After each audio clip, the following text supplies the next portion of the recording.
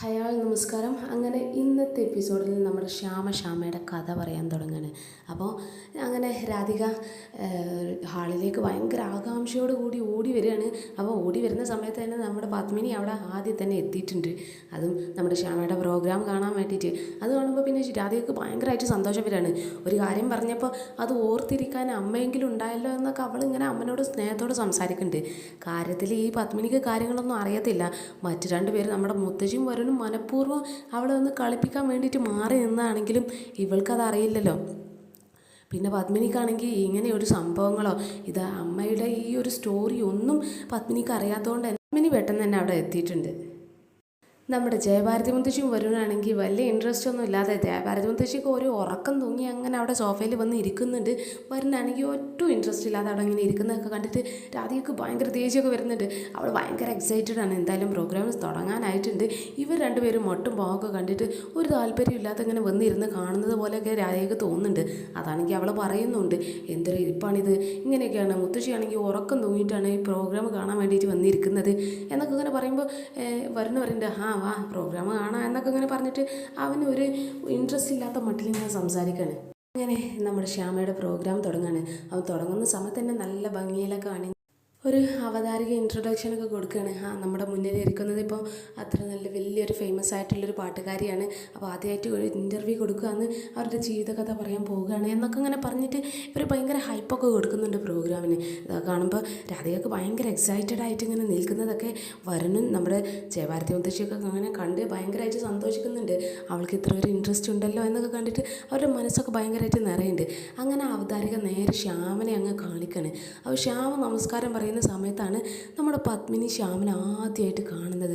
അപ്പോൾ പത്മിനി ശ്യാമനെ കണ്ട് ആകെ ഷോക്കായി നിൽക്കുകയാണ്. കാരണം രാധികയുടെ അതേ ലുക്കിൽ മറ്റൊരു സ്ത്രീനെ ഈ പത്മിനി ആദ്യമായിട്ട് കാണുകയാണ്. ആ പത്മിനി ഒന്ന് അന്തം വീട്ട് നിന്നിട്ട് അവളുടെ മുഖത്തേക്ക് നോക്കിയിട്ട് രാധികനോട് പറയുന്നുണ്ട്, മോളെപ്പോലെ തന്നെ ഉണ്ടല്ലേ ശ്യാമ, രണ്ടുപേരും എന്താ ഒരുപോലെ ഇരിക്കുന്നതെന്നൊക്കെ ഇങ്ങനെ പറയുമ്പോൾ പറയുന്നുണ്ട്, എൻ്റെ അമ്മയൊന്നും മിണ്ടാതിരിക്കുക, അതും പ്രോഗ്രാം കാണാം എന്നൊക്കെ ഇങ്ങനെ അവന് പറയുന്നുണ്ട്. അപ്പോൾ ഞാൻ ആലോചിക്കുന്നത്, ഇത്രയും ഒരു പോപ്പുലറായിട്ടുള്ള ഒരാളെ പത്മിനി ഇതുവരെ മുന്നേ ഒരു ഫോട്ടോ പോലും കണ്ടിട്ടില്ല എന്നുള്ളത് ഒരു അത്ഭുതം തന്നെയാണ്. അപ്പോൾ എന്തായാലും പ്രോഗ്രാം അങ്ങനെ തുടങ്ങാണ്. അപ്പം ശ്യാമനോട് പറയുന്നുണ്ട്, ആദ്യമായിട്ട് തരുന്ന ഇൻ്റർവ്യൂ ആണല്ലേ എന്നൊക്കെ ഇങ്ങനെ പറഞ്ഞ് അവതാരിക അങ്ങനെ ഒരു കുശലം അന്വേഷിക്കുന്നൊക്കെ ഉണ്ട്. അപ്പോൾ ശ്യാമ പറയുന്നുണ്ട്, ഞാനങ്ങനെ ഇൻ്റർവ്യൂവിലും ഒന്നിലും അങ്ങനെ ഒന്നും മുഖം കാണിക്കാറില്ല, ഞാനിത് ആദ്യമായിട്ട് കൊടുക്കുന്ന ഇൻ്റർവ്യൂ ആണ് എന്നൊക്കെ പറഞ്ഞിട്ട് ഞാനിത് എൻ്റെ ജീവിതകഥ പറയാൻ പോകുന്നൊരു ഇൻ്റർവ്യൂ ആണ് എന്നൊക്കെ ഇങ്ങനെ പറയണം. അപ്പോൾ അവതാരിക പറയുന്നുണ്ട്, നിങ്ങളുടെ കഥ പറഞ്ഞു തരുമോ, എങ്ങനെയാണ് എവിടെ നിന്ന് തൊട്ടാണ് നിങ്ങൾ ജനിച്ചത്, നിങ്ങളുടെ പേരൻസ്, കുടുംബം, അങ്ങനെയുള്ള കാര്യങ്ങളൊക്കെ ഇങ്ങനെ പറയാൻ വേണ്ടിയിട്ട് പറയാണ്. അങ്ങനെ നമ്മുടെ ശ്യാമ കഥ പറയണേ. ശ്യാമ പറയുന്നുണ്ട്, ഞാനൊരു പാവപ്പെട്ട ഒരു പൂജാരിയുടെ മകളായിട്ടാണ് ജനിച്ചത്. ഞാൻ ജനിച്ച അന്ന് രാത്രി ഭയങ്കരമായിട്ടുള്ള ഇടിയും മഴയും ഒക്കെ ഉള്ളൊരു ദിവസമായിരുന്നു. അന്ന് എൻ്റെ അമ്മയ്ക്ക് പ്രസവവേദന വന്നുകൊണ്ടിരിക്കണേ എന്നൊക്കെ പറഞ്ഞിട്ട് ആ കഥയിലേക്ക് അങ്ങ് പോവാണ്. അപ്പം ശ്യാമയുടെ അമ്മയ്ക്ക് പ്രസവവേദന വന്ന് അങ്ങനെ റൂമിലിരുന്ന് നിലവിളിക്കുകയാണ്. ശ്യാമയ്ക്കാണെങ്കിൽ അവൻ്റെ മൂത്തതായിട്ടൊരു സഹോദരനുണ്ട്. അവനൊരു 10 വയസ്സൊക്കെ കാണും. അപ്പോൾ അച്ഛൻ്റെ കൂടെ ഇങ്ങനെ ഓടിപ്പോയിട്ട് അമ്മയ്ക്ക് പ്രസവവേദന വന്നു എന്നൊക്കെ പറഞ്ഞിട്ട് അച്ഛനെ വിളിച്ച് വീട്ടിലേക്ക് കൊണ്ടുവരുന്നുണ്ട്. പിന്നെ വീട്ടിലാണെങ്കിൽ ഒരു പ്രസവത്തിന് സഹായിക്കാൻ വേണ്ടിയിട്ട് ഒരു വയറ്റാട്ടിയുണ്ട്. അപ്പോൾ ഇവരിങ്ങനെ കുശലം പറയുന്നുണ്ട്, ഇത് ഭയങ്കര സീരിയസ് ആണ്, ഇവർക്ക് ഇനി പെട്ടെന്ന് എന്നെ ആശുപത്രിയിൽ എത്തിച്ചിട്ടില്ലെങ്കിൽ കാര്യങ്ങൾ എൻ്റെ കയ്യിൽ നിന്ന് കൈവിട്ട് പോകും, എനിക്ക് ഇവരെ രക്ഷിക്കാൻ കഴിയുമെന്ന് തോന്നുന്നില്ല എന്നൊക്കെ ഇങ്ങനെ ഈ വയറ്റാട്ടി സംസാരിക്കുന്നുണ്ട്.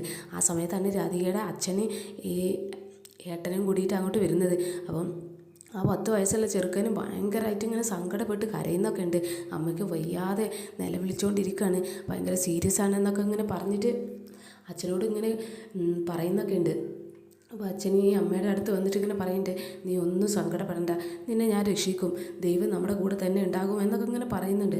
വേദനയിലും ഇവരുടെ അച്ഛൻ ഇങ്ങനെ അമ്മക്ക് ഭയങ്കരമായിട്ട് ആശ്വാസം കൊടുത്തുകൊണ്ടിരിക്കുകയാണ്. അപ്പോൾ അമ്മ പറയുന്നുണ്ട്, എനിക്ക് ഭയങ്കരമായിട്ട് വേദന എടുക്കുന്നു, എനിക്ക് സഹിക്കാൻ കഴിയുന്നില്ല എന്നൊക്കെ പറഞ്ഞിട്ട് അമ്മയുടെ അമ്മ അങ്ങനെ നിലവിളിച്ചുകൊണ്ടിരിക്കുകയാണ്. ശ്യാമയുടെ അച്ഛനാണെങ്കിൽ ഈ അവസ്ഥയിൽ വേഗം പുറത്തോട്ട് ഓടിയിട്ട് എങ്ങനെയെങ്കിലും ഒരു ആംബുലൻസ് എന്തെങ്കിലുമൊക്കെ കിട്ടുക എന്നൊക്കെ പറഞ്ഞിട്ടൊക്കെ അന്വേഷിക്കുന്നുണ്ടെങ്കിൽ ആ കൊടും മഴയത്ത് ഒന്നും കിട്ടുന്നില്ല. അവരാണെങ്കിൽ കൂടെ തന്നെ ആ ചെറിയ 10 വയസ്സുള്ള അവൻ്റെ ആ ഏട്ടനും ഉണ്ട്. അപ്പോൾ ഇവർ ഭയങ്കര പരിഭ്രാന്തിയിൽ അങ്ങോട്ടും ഇങ്ങോട്ടും ഓടുന്നൊക്കെ ഉണ്ട്. അപ്പോൾ ആളുകളൊക്കെ പറയുന്നുണ്ട്, നിങ്ങൾ ഭയങ്കര ദൈവഭക്തിയുള്ള കൃഷ്ണഭക്തിയുള്ള ആളുകളാണ്, അതുകൊണ്ട് ദൈവം നിങ്ങളെ കൂടെ തന്നെ ഉണ്ടാകും, ഇങ്ങനെ പേടിക്കൊന്നും വേണ്ട, നിങ്ങളുടെ ഭാര്യയ്ക്ക് നല്ല സുഖമായിട്ടുള്ളൊരു പ്രസവം തന്നെ ഉണ്ടാകും എന്നൊക്കെ ഇങ്ങനെ ആളുകൾ പറയുന്നുണ്ട്.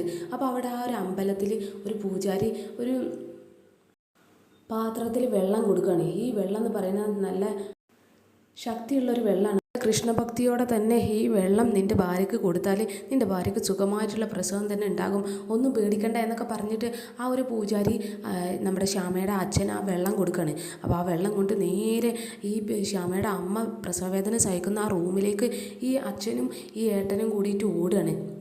അപ്പോൾ ഈ ചെറിയ 10 വയസ്സുള്ള ചെക്കനാണെങ്കിൽ അമ്മയുടെ ഈ അവസ്ഥ കണ്ടിട്ട് ആകെ പരിഭ്രാന്തിയിൽ നിൽക്കുന്നുണ്ട്. എന്നിട്ട് അച്ഛൻ്റെ കൂടെ തന്നെ എല്ലാ കാര്യങ്ങൾക്കും ഓടി മറിയാനൊക്കെ ഈ ചെക്കനും നിൽക്കുന്നുണ്ട്. അപ്പോൾ അച്ഛന് വേഗം പോയിട്ട് അമ്മയുടെ അടുത്ത് വന്ന് നിൽക്കുകയാണ്. അപ്പോൾ അമ്മയാണെങ്കിൽ ഭയങ്കരമായിട്ടുള്ള നിസ്സഹായാവസ്ഥയിലാണ്. ഈ പ്രസവവേദന വന്ന് ആകെ കഷ്ടപ്പെട്ട് നിൽക്കുകയാണ്. വയറ്റാട്ടയാണെങ്കിൽ കൈ ഒഴിഞ്ഞിരിക്കുകയാണ്. ഇത് കൈയൊന്നും തോന്നുന്നില്ല, എന്നെക്കൊണ്ട് എന്തൊക്കെയോ പ്രശ്നങ്ങളുണ്ട്, സീരിയസ് ആണ്, ഹോസ്പിറ്റലിൽ പോകണം എന്നൊക്കെ അങ്ങനെ ഇവർ പറയുന്നുണ്ടെങ്കിലും ഈ ശ്യാമയുടെ അച്ഛന് പറയുന്നുണ്ട്, നമ്മൾ നല്ല ദൈവഭക്തിയുള്ള ആളുകളായതുകൊണ്ടും നമ്മളെ കൃഷ്ണൻ തന്നെ സഹായിക്കും, അതുകൊണ്ട് ഇങ്ങനെ ടെൻഷൻ ആവേണ്ട യാതൊരു കാര്യമില്ല എന്നൊക്കെ പറഞ്ഞിട്ട് അവർക്ക് അങ്ങനെ വേദന വന്നുകൊണ്ടിരിക്കുകയാണ്. അപ്പോൾ ഇവർ വേദന വന്ന് പൊളയുന്ന സമയത്ത് നേരെ ആ വെള്ളം എടുത്തിട്ട് അവരുടെ വായിലേക്ക് അങ്ങ് ഒഴിച്ച് കൊടുക്കുന്ന സമയത്ത് അവർക്ക് സുഖമായിട്ടുള്ളൊരു പ്രസവം അങ്ങ് നടക്കുകയാണ്. അപ്പോൾ ഇതൊക്കെ കണ്ടിട്ട് എല്ലാവർക്കും ഭയങ്കര അത്ഭുതമൊക്കെ തോന്നുന്നുണ്ട്. എല്ലാവരും അങ്ങോട്ടും ഇങ്ങോട്ടൊക്കെ സംസാരിക്കുന്നൊക്കെ ഉണ്ട്. അതാ മോള് പ്രസവിച്ച് പെൺകുഞ്ഞാണ് എന്നൊക്കെ അങ്ങനെ പറഞ്ഞ് അങ്ങോട്ടും ഇങ്ങോട്ടൊക്കെ സംസാരിക്കുന്നൊക്കെ ഉണ്ട്. അപ്പോൾ അതിൻ്റെ ഇടയിൽ അച്ഛനും ഇങ്ങനെ ഭയങ്കരമായിട്ട് എല്ലാവരോടും ഓടിച്ചെന്ന് പറയുന്നുണ്ട്, എൻ്റെ ഭാര്യ പ്രസവിച്ച് എനിക്കൊരു പെൺകുഞ്ഞ് ജനിച്ചു എന്നൊക്കെ പറഞ്ഞ് ഭയങ്കരമായിട്ട് സന്തോഷിക്കുകയാണ്. അപ്പോൾ ആ ഒരു സന്തോഷം കെടുത്താൻ വേണ്ടിയിട്ട് നമ്മുടെ ആ വയറ്റാട്ടി വന്നിട്ട് ആ വിവരം പറയാണ്, നിങ്ങളുടെ മകള് നിങ്ങൾക്ക് ഇപ്പോൾ കിട്ടത്തില്ല, അവർക്ക് ജീവനില്ല, അവരനങ്ങുന്നില്ല എന്നൊക്കെ ഇങ്ങനെ പറയണേ. അത് കേട്ട് ശ്യാമയുടെ അച്ഛൻ അങ്ങ് തളർന്നു പോവാണ്. ഇത് എനിക്ക് സഹിക്കാൻ കഴിയില്ല, എൻ്റെ മകള് ദൈവം തന്നൊരു കുഞ്ഞാണ്, എനിക്ക് ആ കുഞ്ഞിനെ എനിക്ക് വേണം എന്നൊക്കെ പറഞ്ഞിട്ട് ഈ അച്ഛൻ അവിടെ നിന്ന് ഭയങ്കരമായിട്ട് പൊട്ടി കരയുന്നൊക്കെ ഉണ്ട്. എന്നിട്ട് നേരെ ഭാര്യയുടെ അടുത്ത് വന്നിട്ട് ആ കുഞ്ഞിനെ അങ്ങ് നോക്കുമ്പോൾ ആ കുഞ്ഞ് ഒന്നും അനങ്ങാതെ മരിച്ചു കിടക്കുകയാണ്. അപ്പോൾ അത് കണ്ടിട്ട് ഈ അച്ഛന് ഭയങ്കരമായിട്ട് വേദന വരികയാണ്. അപ്പോൾ ഇങ്ങനെ വേദന വന്നിങ്ങനെ നിൽക്കുന്ന സമയത്ത് ആ ഏട്ടന് പറയുന്നുണ്ട്, അച്ഛാ എനിക്ക് എൻ്റെ അനിയത്തിക്കുട്ടിനെ വേണം, എനിക്ക് ജീവനുള്ള അനിയത്തിക്കുട്ടിനെയാണ് വേണ്ടത്, അത് ദൈവത്തോട് പറ എന്നൊക്കെ അങ്ങനെ പറഞ്ഞിട്ട് ഈ കൊച്ചും ഭയങ്കരമായിട്ട് കരയാണ്. അപ്പോൾ ഈ അച്ഛന് നേരെ ഈ കുഞ്ഞിനെ എടുത്തിട്ട് നമ്മുടെ കൃഷ്ണൻ്റെ ആ ഒരു വിഗ്രഹത്തിൻ്റെ മുന്നിൽ കൊണ്ടുവന്നിരുന്ന് അങ്ങ് പൊട്ടി കരയാണ്. എൻ്റെ മകൾ, ഞാൻ ഒരുപാട് ആശിച്ചതാണ് എൻ്റെ ഈ കുഞ്ഞിന്, ഞങ്ങൾക്ക് ഈ കുഞ്ഞിന് ജീവനില്ലാത്തതല്ല വേണ്ടത്, ഞങ്ങൾക്ക് ഈ കുഞ്ഞിന് ജീവനുള്ള ഒരു കുഞ്ഞിനെയാണ് ഞങ്ങൾക്ക് വേണ്ടത്, ഞങ്ങൾ അത്രയും ഭക്തിയൊക്കെ നൽകിയതാണ്, ഞങ്ങളുടെ ജീവിതം തന്നെ നിങ്ങൾക്ക് വേണ്ടി ഒഴിഞ്ഞു വെച്ചതായിരുന്നു, പക്ഷേ ഞങ്ങളുടെ ജീവിതത്തിൽ ഇങ്ങനെ ഒരു ദുരന്തം വരുന്നു ഞങ്ങൾ വിചാരിച്ചിട്ടില്ല, ഞങ്ങളുടെ മകളെ ഞങ്ങൾക്ക് തിരിച്ചു വേണം എന്നൊക്കെ ഇങ്ങനെ പറഞ്ഞ് പൊട്ടി കരയാണ്. അവിടെ തല താഴ്ത്തി കരഞ്ഞുകൊണ്ടിരിക്കുന്ന സമയത്ത് ആ ഒരു കൃഷ്ണൻ്റെ അനുഗ്രഹം ആ കുട്ടിക്ക് അങ്ങ് വന്ന് വീഴാണ്. ആ കുഞ്ഞിൻ്റെ കയ്യിലേക്കൊരു പൂവ് അങ്ങ് ചാടാണ്. ആ സമയത്ത് ഈ കുഞ്ഞങ്ങ് കരയാണ്. അപ്പോൾ ഈ കരച്ചിൽ കണ്ടിട്ട് എല്ലാവർക്കും ഭയങ്കരമായിട്ട് സന്തോഷമാവുന്നുണ്ട്.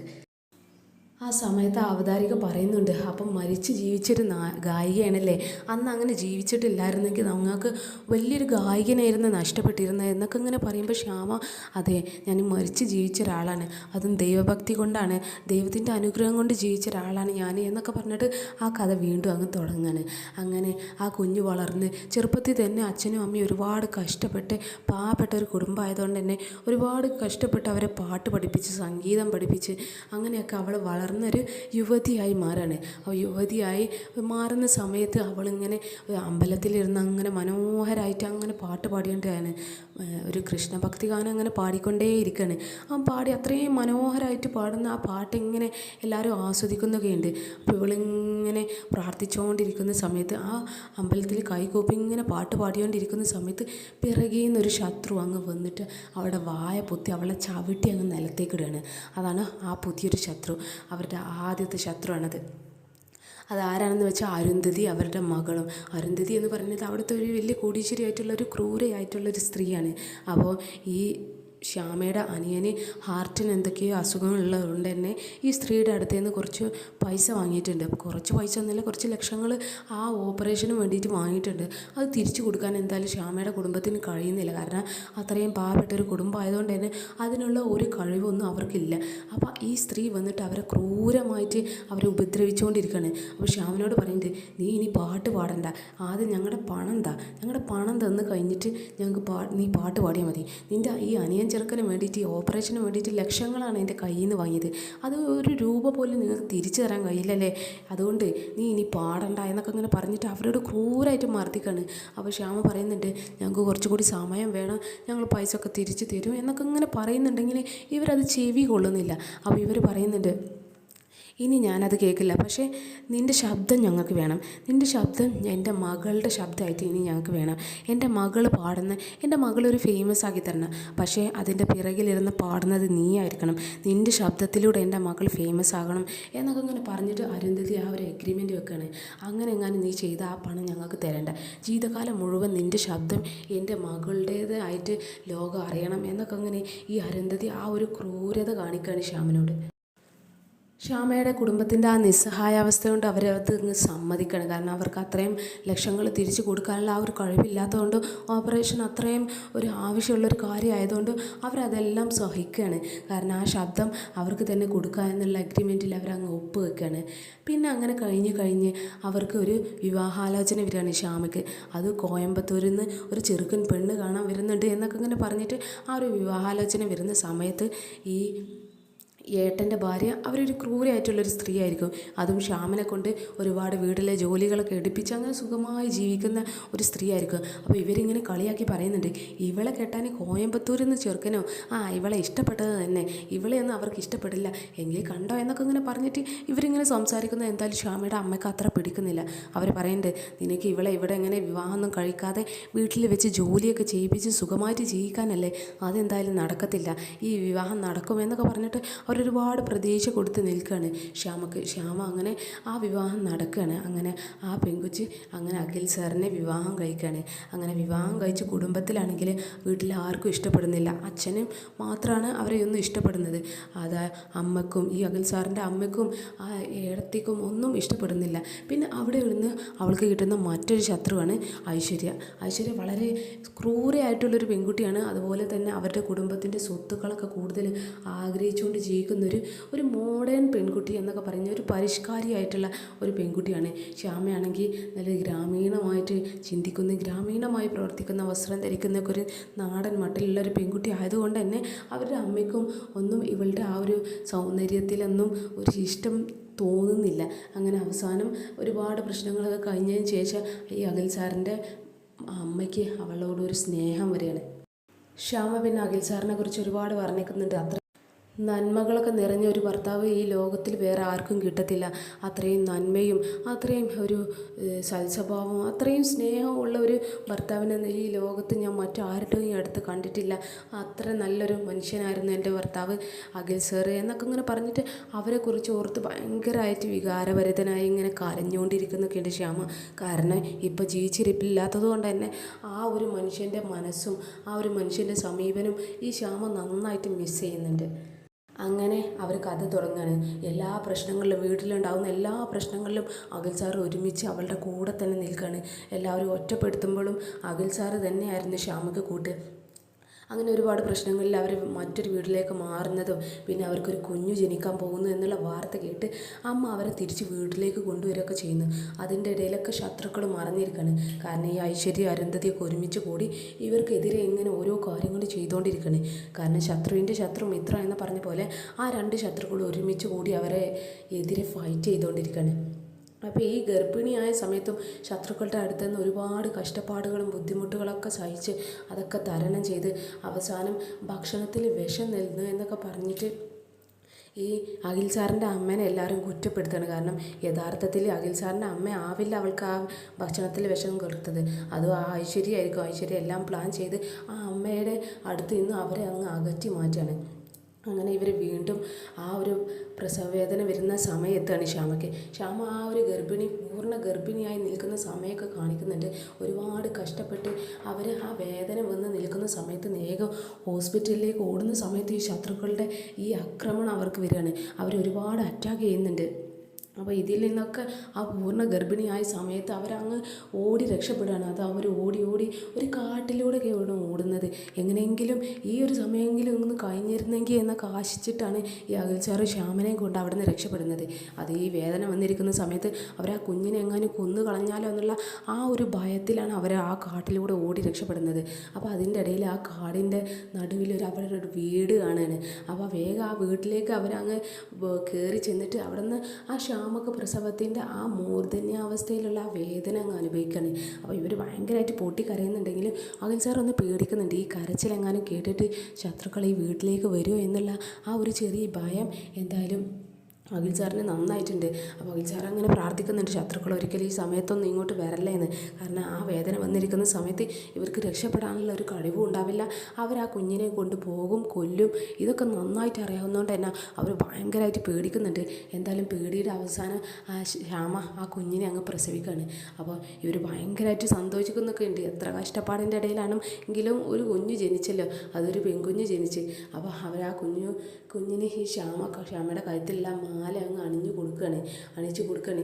ഈ കുഞ്ഞിനെ ഈ മാല രക്ഷപ്പെടുത്തു എന്നൊക്കെ ഒരു വിശ്വാസത്തിൽ അങ്ങനെ അണിയിച്ചു കൊടുക്കുന്നുണ്ട്. പിന്നെ അവർ ആ പിഞ്ചു കുഞ്ഞിനെ അവിടെ ഇരുന്ന് എടുത്തിട്ട് അങ്ങ് രക്ഷപ്പെടാൻ പോവാണ്. കാരണം അവിടെ നിന്നിട്ട് കാര്യമില്ല, ശത്രുക്കൾ അങ്ങോട്ട് വരും, ആ കുഞ്ഞിനെ എന്തെങ്കിലുമൊക്കെ ചെയ്യും എന്നൊക്കെ വിചാരിച്ചിട്ട് ഇവർ ആ പിഞ്ചു കുഞ്ഞിനെയും കൊണ്ട് അങ്ങ് ഓടുകയാണ്. അങ്ങനെ അവർ രക്ഷപ്പെട്ടു എന്ന് വിചാരിക്കുന്ന സമയത്ത് ശത്രുക്കൾ പിറകിൽ തന്നെ ഉണ്ടായിരുന്നവരെ. അങ്ങനെ ആ ശത്രുക്കൾ ഈ അഖിൽ സാറിനെ പിറകിൽ നിന്ന് വെട്ടി നുറുക്കുകയാണ്. ഇതൊക്കെ കണ്ടിട്ട് ശ്യാമ ഭയങ്കരമായിട്ട് നിലവിളിക്കുന്നുണ്ട്. ആ ഒരു ചോരക്കുഞ്ഞിനെ കയ്യിൽ വെച്ചിട്ട് ഇങ്ങനെ കരയുന്നുണ്ട്. അയ്യോ എൻ്റെ അഖിൽ സാറ് എന്നൊക്കെ പറയുമ്പോൾ ആ വെട്ടി നുറുക്കുന്നതിൻ്റെ ഇടയിലും അഖിൽ സാറ് തൻ്റെ കുഞ്ഞിനെയും ഭാര്യനെയും എങ്ങനെ രക്ഷിക്കണം എന്നുള്ള ആ ഒരു ചിന്തയിൽ മാത്രമാണ്. അപ്പോൾ അഖിൽ സാറ് പറയുന്നുണ്ട്, നീ വേഗം ഓടി രക്ഷപ്പെട്ടോ, നീ എങ്ങനെയെങ്കിലും ഇവിടെ നിന്ന് രക്ഷപ്പെട്ടോ, ഞാൻ ഇവിടെ നിന്ന് മരിച്ചു പോകുകയാണെങ്കിൽ നീ എങ്ങനെയെങ്കിലും ഒന്ന് രക്ഷപ്പെടുക എന്നൊക്കെ പറയുമ്പോഴൊന്നും ഈ ശ്യാമ അവിടെ നിന്ന് ഓടി രക്ഷപ്പെടുന്നില്ല.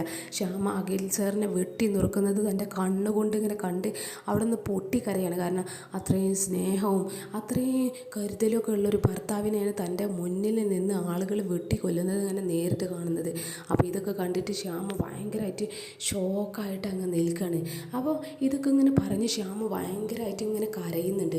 ആ സമയത്താണെങ്കിൽ നമ്മുടെ രാധിക ഈ ടി വിയിലുള്ള ഈ പ്രോഗ്രാമൊക്കെ കണ്ടിട്ട് ഭയങ്കരമായിട്ട് സങ്കടപ്പെട്ടു കരഞ്ഞുകൊണ്ടിരിക്കുകയാണ്.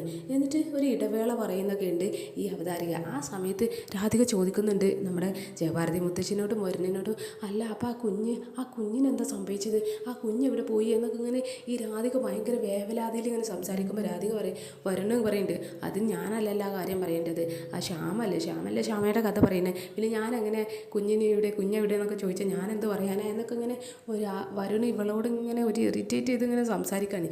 ഇവൾക്കാണെങ്കിൽ ആ ഒരു അവനോട് ദേഷ്യപ്പെടാനുള്ള മൈൻഡൊന്നും അല്ല, ആ കുഞ്ഞിന് എന്ത് സംഭവിച്ചു എന്നുള്ള ഒരു ആകാംക്ഷയാണ്. അവൾക്കാണെങ്കിൽ ചെറിയ ഡൗട്ടും ഉണ്ട്, ആ കുഞ്ഞ് അഥവാ ഇനി ഞാനാണെങ്കിലോ എന്നുള്ള ചെറിയൊരു ഡൗട്ടുണ്ട്. കാരണം എല്ലാവരും പറയുന്നുണ്ട് ഒരുപോലെ ഇരിക്കുന്നു എന്നുള്ളത്.